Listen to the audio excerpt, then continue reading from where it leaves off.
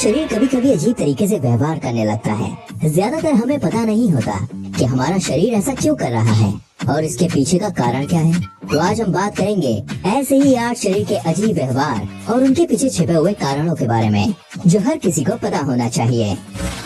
Number 8, हमें गुदगुदी क्यों होती है और हम अपने आप को गुदगुदी क्यों नहीं कर पाते।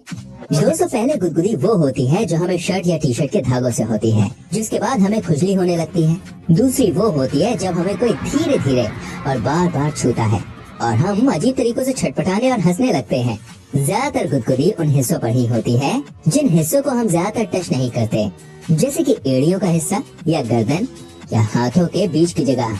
दोस्तों, जब कोई हमें गुदगुदी करता है तब शरीर का वो हिस्सा वहाँ की जानकारी हमारे दिमाग के सेरेबेलम नामक हिस्से में भेजता है।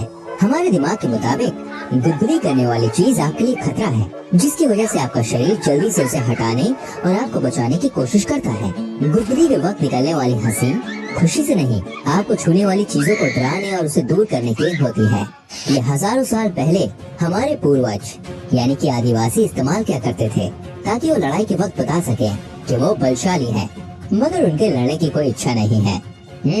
अपने आप को गुदगुदी इसलिए नहीं कर पाते क्योंकि अपने आप को गुदगुदी करते वक्त हमारा दिमाग हमारे हाथ को पहचान जाता है और उसे वो हमारे लिए खतरनाक नहीं समझता, इसलिए हमें कोई गुदगुदी नहीं होती।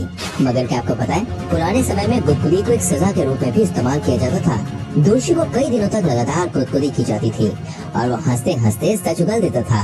आज भी कई ऐसी जगहें हैं जहाँ लोग पैसे देकर गुदगुदी करवाने जाते हैं। क्या आपको भी जाना है? बोलो तो एड्रेस दे दो। नंबर 7, क्या आपके दूध या बचपन के दांत टूटकर फिर से जमते हैं और नए मजबूत हड्डियों के दांत आपके मुंह में आते कहां से हैं? बेबी टीथ या दूध के दांत बच्चों के जन्म लेने से पहले ही होते हैं। जन्म होने के कुछ दिनों के बाद धीरे धीरे दांत बाहर आना शुरू हो जाते हैं। शुरुआती दांत छोटे और कम होते हैं, जिनका काम बच्चे को बोलने में मदद करना, छोटी मोटी चीजों को खाने में मदद करना और आपके स्थायी या नए दांतों को निकलने के लिए जगह बनाना होता है।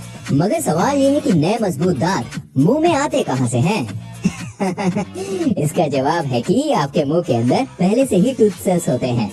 टूथ सेल्स नरम और बहुत छोटे होते हैं। धीरे धीरे आपके उम्र बढ़ने पर ये नरम और छोटे सेल्स कठोर बनकर मर जाते हैं और ये कठोर चीज आपके नए और मजबूत दांत के रूप में बाहर निकलती है। इंसानों के दांत सिर्फ एक बार ही टूटकर नए जमते हैं, मगर क्या आपको पता है, एक मगरमच्छ अपनी 50 साल की जिंदगी में अपने 80 दांतों को 50 बार बदलता है, यानी कि पूरी जिंदगी में उसका शरीर 3000 दांत बनाता है। यही नहीं, आपके घर के द्वार पर चलने वाली छिपकली अपने 100 दांतों को हर 3 से 4 महीने में बदलती है और अपनी पूरी जिंदगी में लगभग 2000 से 4000 नए दांत पैदा करती है। ये इसलिए कर पाती है क्योंकि उनके दांत बनाने वाले सेल्स नहीं मरते और वो नए दांत को पैदा करते रहते हैं। तो फिर क्या ऐसा हो सकता है कि हम भी अपने दांत बनाने वाले सेल्स को मरने ना दें या उन्हें फिर से जिंदा कर सकें? तो ये सवाल बिल्कुल सही है। साइंटिस्ट इस तकनीक को बनाने के लिए काम कर रहे हैं और शायद हम भी भविष्य में फिर से नए दांत उगा पाए। वैसे क्या आपको लगता है कि अगर ये तकनीक जल्द ही बन जाए तो आपका फायदा होगा? नंबर 6, पानी को ऊपर से पीने पर हम पानी ज्यादा क्यों पी जाते हैं और क्या इससे हमारे शरीर को नुकसान होता है? देखिए, ज्यादातर खाते वक्त या पानी पीते वक्त खाना या पानी कुछ देर हमारे मुंह में रुकता है, जहां हमारे मुंह का सलाइवा यानी कि लार हमारे खाने और पानी में मिल जाता है और उसमें स्थित बैक्टीरिया जैसी चीजों को मार देता है। मगर लार की वजह से पानी थोड़ा गाढ़ा हो जाता है, जिसकी वजह से हमारा पेट जल्दी भर जाता है। पानी ऊपर से जल्दी जल्दी पीने पर पानी ज्यादा देर मुंह में नहीं रुकता और उसकी वजह से पानी के बैक्टीरिया सीधे पेट में चले जाते हैं, जिसकी वजह से हमें गैस या पाचन में दिक्कत होने लगती है। पूरी दुनिया में ऐसी कई घटनाएं हुई हैं जिसमें लोग गंदे पानी या पानी जैसे दिखने वाली चीज को पानी समझकर पी जाते हैं, जिसके बाद वो गंदा पानी या केमिकल उनके लिए खतरनाक साबित होने लगता है। डॉक्टर्स भी कहते हैं कि पानी मुंह लगाकर और धीरे धीरे पीना चाहिए, नहीं तो आप चाहे तो पानी को थोड़ी देर मुंह में रोककर अंदर ले सकते हैं, जिससे पानी में लार भी मिल जाएगी और पानी का स्वाद भी आपको पता चल जाएगा। यही कारण है कि पुराने समय में लोग पानी को अपने हाथों में खिरा कर पिया करते थे। तो भाई आप भी पी सकते हैं, मगर ध्यान रखना कि आप किसी ट्रेन में ना बैठे हों। नंबर 5, हमें हिचकी क्यों आती है और क्या उस वक्त हमें कोई याद कर रहा होता है? देखिए, आम स्थिति में आपके सांस लेते वक्त आपके लंग्स छोटे और बड़े होते हैं, मगर इन लंग्स को छोटा और बड़ा करने में लंग्स के नीचे स्थित डायफ्राम नामक हिस्सा मदद करता है। जो आपके पेट के एकदम ऊपर होता है। ज्यादा जल्दी खाने से या ज्यादा हंसने जैसी चीजों से आपका पेट उसको छूने लगता है, जिससे डायफ्राम में जलन पैदा होने लगती है, जिसके बाद डायफ्राम एक साथ अचानक ज्यादा सांस आपके लंग्स में भरने लगता है। ज्यादा हवा खींचने की वजह से आपकी स्वर पेटी में से आवाज आने लगती है। अगर आपने पतली पाइप से जूस पिया हो तो आपने इसे देखा होगा। ठंडा पानी पीने से, आपका ध्यान भटकने से, कुछ सेकंड सांस रोकने से या जीभ पर चीनी रखने जैसी चीजों से ज्यादातर हिचकी ठीक हो जाती है। अगर आपको हिचकी ज्यादा घंटों तक रहती है तो वही हो सकता है कि शायद आपको डॉक्टर याद कर रहा हो। हिचकी क्यों आती है और उसका किसी के याद करने से संपर्क है या नहीं, इसे आज भी साइंटिस्ट पता नहीं लगा पाए हैं। शायद भविष्य में साइंटिस्ट पता लगा ले, मगर मैं आपको इसकी जानकारी तभी बता पाऊंगा जब आप इस चैनल को सब्सक्राइब करके रखेंगे। तो अभी सब्सक्राइब कीजिए और हाँ, बेल आइकन दबा देना। नंबर 4, ठंडियों में क्यों त्वचा यानी स्किन निकलने और फटने लग जाती है और क्या इसे ठीक किया जा सकता है। लगभग साल में एक बार स्किन निकलना कोई बीमारी नहीं होती। इस प्रक्रिया में आपका शरीर पुरानी और खराब स्किन को निकाल कर नई स्किन को ऊपर लाता है। स्किन की किसी केमिकल के साथ संपर्क में आने से, ज्यादा स्किन सूखी होने से या स्किन में एलर्जी होने से ज्यादा और जल्दी स्किन निकलने लग जाती है।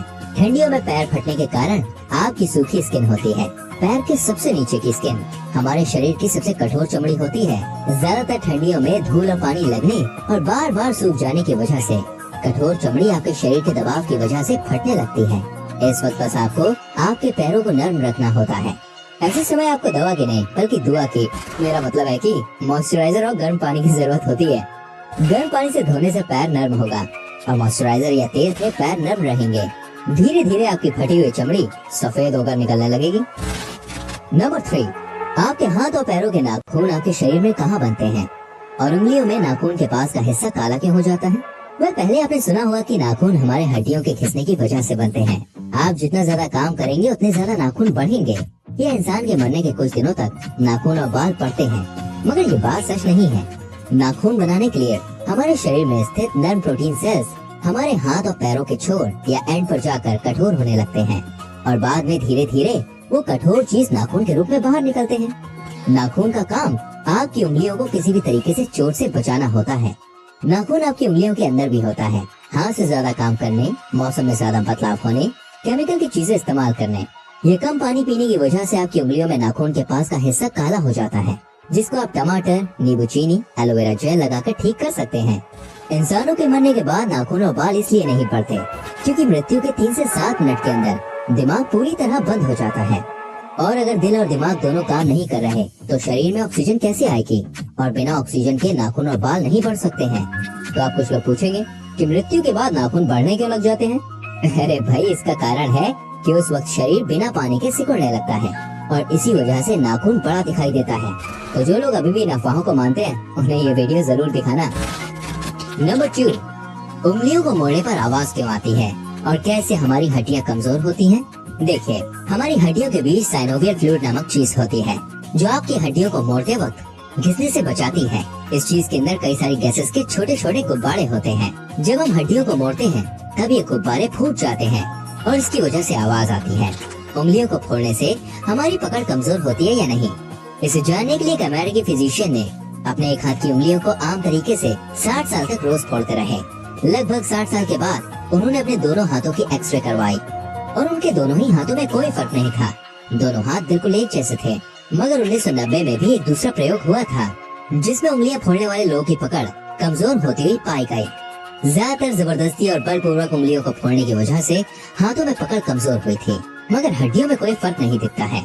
मगर अभी भी इसकी कोई खास रिसर्च नहीं हुई है, तो एकदम सही जवाब बताना फिलहाल मुश्किल है। मगर साइंटिस्ट्स के मुताबिक उंगलियों को आराम से फोड़ने पर कोई फर्क नहीं पड़ता। नंबर 1, बुखार के वक्त हमारे शरीर में गर्माहट कहाँ से आती है और ठंडियों में हमारा शरीर कांपने क्यों लगता है। अब भाई देखिए, हमें बुखार होने पर बॉडी गर्म होने के कारण आपके बॉडी में चल रही महाभारत होती है। हाँ, मतलब बॉडी के अंदर उथल पुथल, आपके आसपास का वातावरण बदलने या कहीं ठंडा होने की वजह से कई सारे वायरस और बैक्टीरिया वातावरण में मर नहीं पाते हैं, जो बाद में खाना, पानी या हवा के माध्यम से आपके शरीर में चले जाते हैं, जिनसे आपको बचाने के लिए आपके शरीर का इम्यून सिस्टम उनसे लड़ना शुरू कर देता है। इसी वजह से आपको थकान और आपका शरीर गर्म होने लगता है। शरीर की गर्माहट वायरस और बैक्टीरिया को मारने में मदद करती है। शरीर में और ज्यादा गर्माहट लाने के लिए आपका दिमाग आपके शरीर को कांपना या हिलाना शुरू कर देता है। ताकि आपकी मांसपेशियों के हिलने से और गर्माहट पैदा हो। छोटे मोटे बुखार में डॉक्टर्स के मुताबिक दवा नहीं लेनी चाहिए, क्योंकि दवाइयाँ आपके शरीर को दबाव पूर्वक ठंडा करने की कोशिश करती हैं। ऐसे वक्त में आप ज्यादा से ज्यादा जूस, अदरक या ज्यादा से ज्यादा आराम करें। यही आपके शरीर के लिए बिल्कुल सही रहेगा। उम्मीद करता हूँ ये वीडियो आपको अच्छी लगी होगी। मिलता हूँ अगली वीडियो में। अपना ख्याल रखिए। Bye bye, take care.